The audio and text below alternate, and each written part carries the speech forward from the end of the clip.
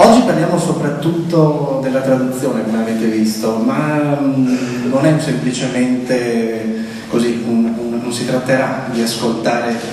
discorsi, assaggi, articoli, esposizioni sulla traduzione. C'è un punto di vista, perché a parlare sono poeti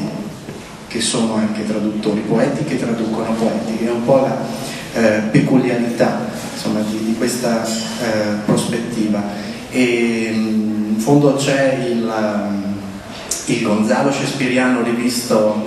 da Auden, nel mare e lo specchio, che ci mette sull'avviso di quali siano i rischi della traduzione, quando dice che appunto il rischio è quello di trasformare il galoppo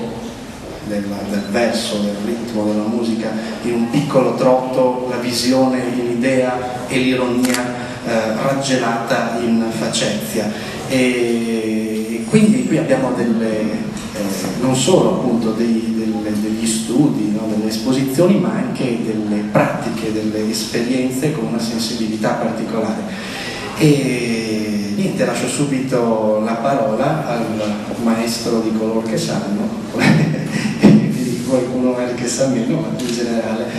Fernando Bandini, che tratterà questo titolo, Il poeta e i misteri della traduzione tra lingue vive e lingue morte.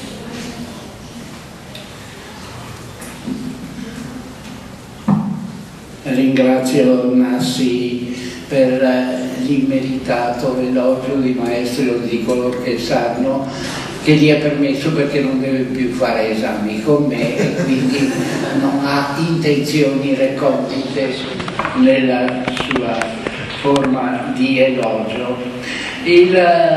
titolo, con la parola misteri, che voleva dare un po' di suggestione a una conversazione breve necessariamente come la mia,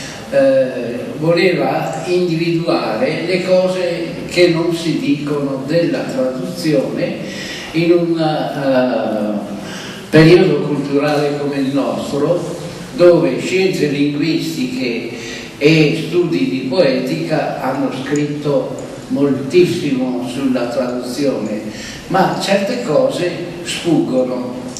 Naturalmente il pensiero sulla tradizione dei linguisti contemporanei afferma soprattutto l'impossibilità della traduzione, e cioè nel passaggio da una lingua all'altra ci sarebbe una totale eclissi dei valori formali che i laboriosi traduttori di 50 anni fa tentavano di risarcire,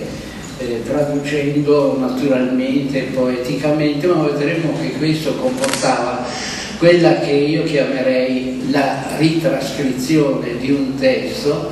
comportava la sua trasformazione nelle sapienze di lingua poetica possedute dal traduttore.